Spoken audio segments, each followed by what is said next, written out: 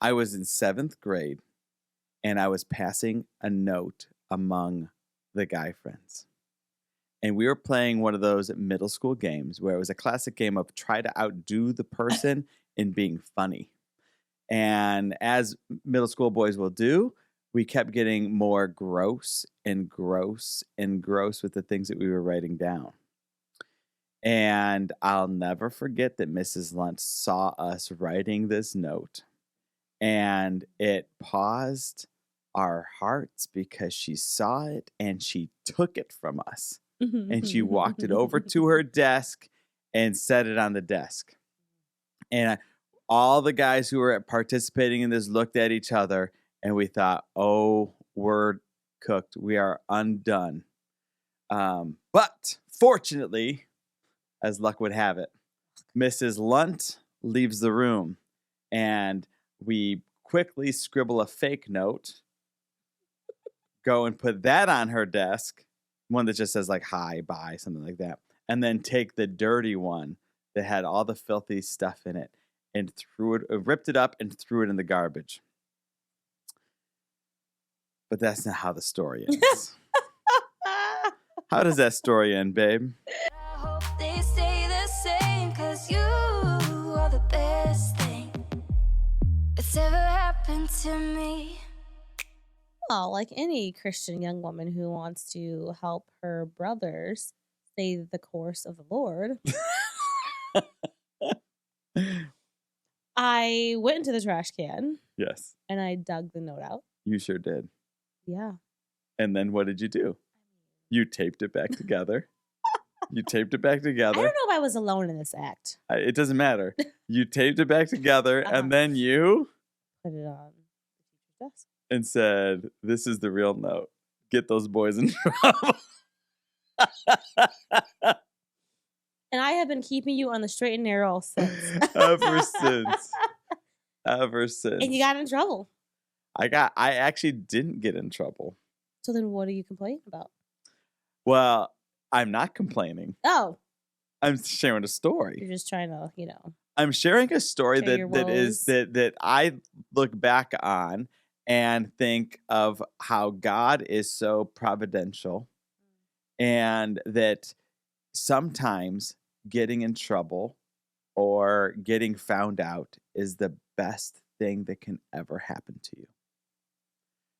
There was so much grace in the fact that my future bride was going into the garbage to get me found out for my crude and icky heart and mind. Mm. And I think about, I've thought about that, and I've shared this story with our kids, because it reminds you that God's grace exists even in the consequences. The reason why I didn't get in trouble was because I was actually broken. That was one of the first times I was actually literally broken over seeing something that I did in the right light. So I had our principal at the time, you're a good mentor right nowadays, Yes. Mrs. Heath. Yes.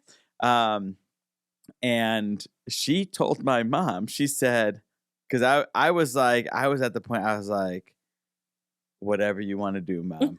I deserve it. The contents of what I said deserve whatever punishment. I was grounding myself, but not out of like a self-protective, but it was like, actually, I remember being broken and being like, oh my word. This I could remember really what you guys even wrote. I mean, it was just nasty sexual stuff, because we were just trying to make each other laugh. It was just out, you're trying to do something dirtier than the person before you, because the only way to make them laugh is to say something dirtier. So knowing that my mom was reading this note, and that it was like, oh, wow. Yeah, I'm imagining our sons doing that, and they would be, they'd be very broken. They'd be, yeah. But I always share it because you can see how those failures, God's grace exists, because it brings about humility in the person's heart, of where they actually see themselves as they truly are before the Lord, so far from grace. I should say so far from grace, so far from holiness, that they need God's grace in order to bridge that gap, and that God stands there freely loving us, freely giving his grace and caring for us. And though I wasn't, I don't even think I was that bent out of shape towards you at the time. I look back, it wasn't until I Clearly, looked, you're still salty. it wasn't until I looked back on it and I was like, dang, my wife did that to me when I That's was who in I seventh was. grade. And that's who I was as a person. I don't think that's who I wouldn't do that again. I mean, not because there's anything wrong with it, but because I felt like I had to tell on people to that was the right thing to do. I don't think I just look back and say, wow, how cool is it that the Lord used you in that to help shape me? Well, I mean, maybe I wouldn't have married you had I not told on you. You never know. 10 million little things, how it all works together. Right? Yeah, I think that's interesting and true. And also a reminder that we're not the sum of our failures and our Mhm. mistakes. And I love how there's some people who can look at another person and see them for who God fully made them. Mhm. Like, okay, you made a mistake. You did wrong. You failed. You let people down. You relapsed again, whatever it is. And then be able to say, but God has fearfully and wonderfully knit you together in your mother's womb, and you are made in his image, and he has some amazing design and purpose for your life. Mhm. And he'll pick up those pieces that Feel so broken. feel so broken and use them to help somebody else. He'll put them together and then say, now you go and share the testimony you have of the good thing that God has done in your life. And it'll be in a way that you never imagined your moment, your story, your pain being used to help someone. Mm. And that's the grace and the beauty of God, right? And I think that's the importance of remembering that God's not left you in that pain, and that pain is not where the story ends. That the continued goodness of God comes when you see that your pain is almost like a seed that God is going to use to grow. Well, I was reading And a book today where the story was about Rahab, the prostitute in Jericho. And that the reminder that God used the prostitute in Jericho in her immorality to, one, save the spies, mhm, two, save her family, three, to be the great grandma of David, I think. It's either like the great grandma or great great grandma of David, the king of the king of Israel, and then thus the father of the ultimate king, Jesus. That you are not the sum of your failures, and you do not know how God will take and use your story and your repentance and your the act of faith that you have in God in that moment, and completely not only shift your life but shift an entire world. mm. Like Rahab was used to shape the entire world, right? Because from her came the Christ. And sometimes it's not as big of a moment, right? It doesn't have Mhm. to be as defining of a moment. And I often think about my life in the sense of you and I. When I was struggling through depression, and I had to have this moment of realizing, like, wait, my life has actually been really blessed and beautiful and protected.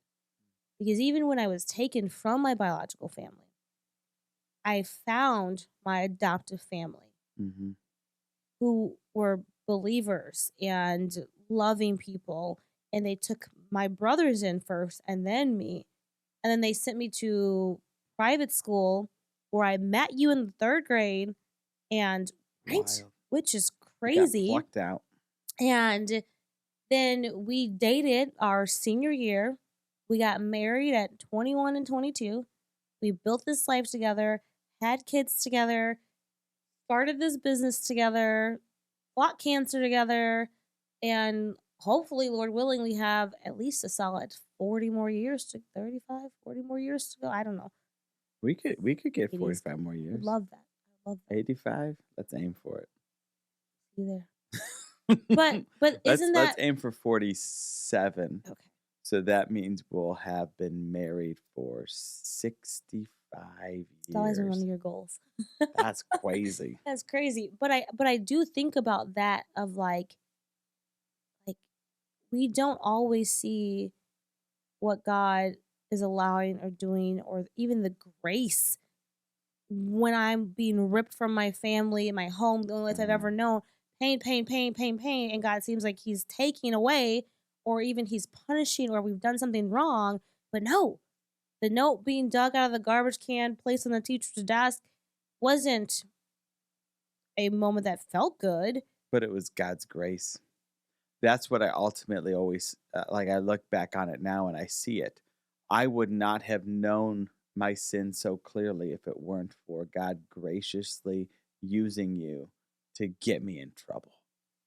But We he don't have did. to have the tone. And I But he don't know if did. I say sorry because You shouldn't. I'm not asking. I'm not looking for an apology because you ultimately did me a service. I was a snitch. Hey, but it was a good thing. I'm thankful for it.